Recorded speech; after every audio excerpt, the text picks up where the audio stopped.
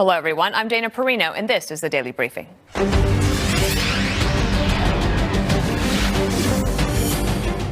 And a massive haul of drugs intercepted at the southern border, setting a new record for the seizure of deadly fentanyl. Smuggling tunnels are a constant problem as narcotics flood across the border. They might tunnel from the border to those drainage pipes and try to get around this main channel gates to dig around them. So that's why we have to have agents underground patrolling all the pipes. Dan Bell, an Arizona rancher on the border, says the tunnels are, quote, definitely a problem in town. They're getting into our storm drains through tunnels and breaching those systems. Derek Maltz is a former agent in charge of the DEA Special Operations Division. So all of this is happening, this discussion about drug seizures in the wake of this El Chapo trial here in New York. So setting that aside, as interesting as that might be, the drugs are still coming across the border. Of course. I mean, look at the seizure in Nogales. In Nogales, they had a record seizure of fentanyl. And the public really needs to understand 1 kilogram of fentanyl can kill 500,000 people. So it's like a weapons of mass destruction. It's a war. It's a war. It's a chemical war, and it's coming from China. And China is a communist country that would love to cause a lot of chaos in our country. Right. So it's really disturbing.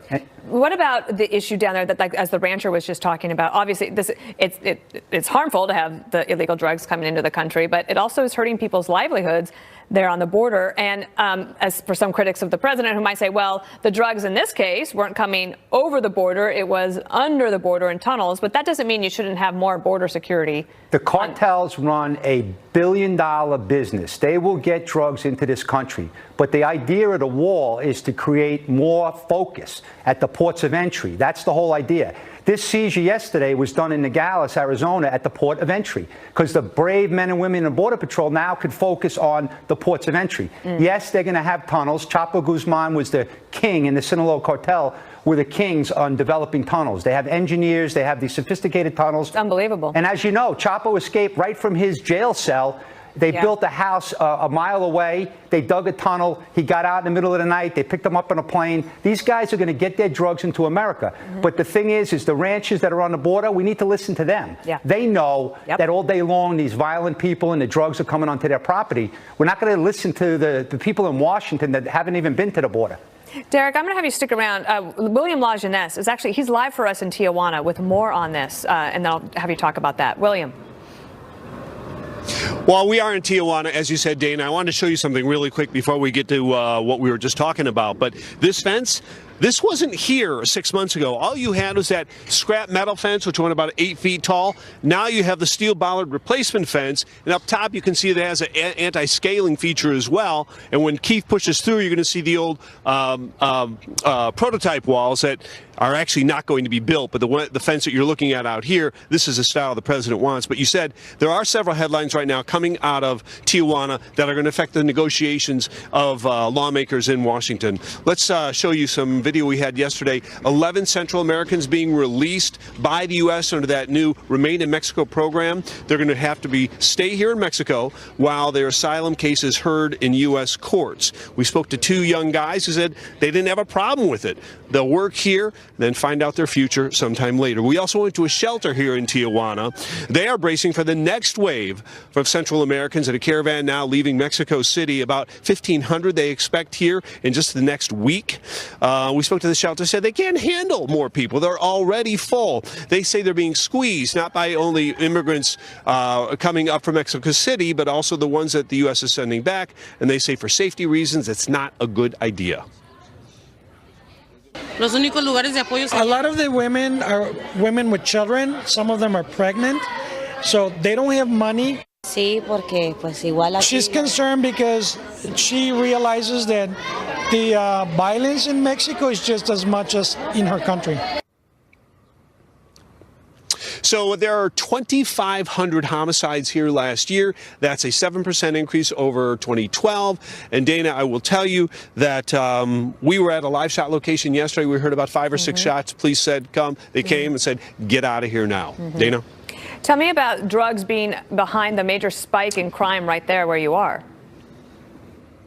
Well, about 90% of the homicides police say are related to the drug trade. Obviously, the drugs are coming up from other areas in Mexico, generally for transit over the border through the ports of entry. And that's important because Democrats are saying in this debate, we need to scan every vehicle or truck coming through the ports of entry, whether it be San Ysidro, Juarez, or Nogales, which where we have this video out, that news conference earlier today, where they did seize about $100 million worth of fentanyl. We're saying enough to kill 57 million Americans. That is definitely a problem, but it's a problem in Mexico as well because some of those drugs are being offloaded and being used here. So that's part of the debate over border security. Do you put in more things at the ports of entry, or do you put in more infrastructure like you see here? Most experts will tell you that you need both, but I will say this, Dana, that the cartels are really inventive. They're really good at this stuff. And if you make it impossible to get the drugs through the ports, then they'll go between the ports. So they generally will find some way or another. As long as there's demand, there will be supply. Back to you. All right, William, thank you. Let's bring back Derek Maltz. He's a former top DEA agency official. So in the middle of all of this, the president of Mexico has just declared that the war on drugs is over. And basically, is that a partnership then with the cartel? That's absolutely the most ridiculous thing, because how do you think we capture all these high-value targets in Mexico? We can't go to the Mexican federal police because of the corruption. So we had some brave Marines from the CMAR that were responsible for not only capturing Chapo twice, but all the other high-value captures that we've done over the years with Mexico. We could not work with the Mexican police. They are corrupt. And the president, according to a good witness at the Chapo case, basically talked about a $100 million, previous president Nieto, $100 million bribe. Okay, you were at DEA. I have a question for you because it always comes back to this, right?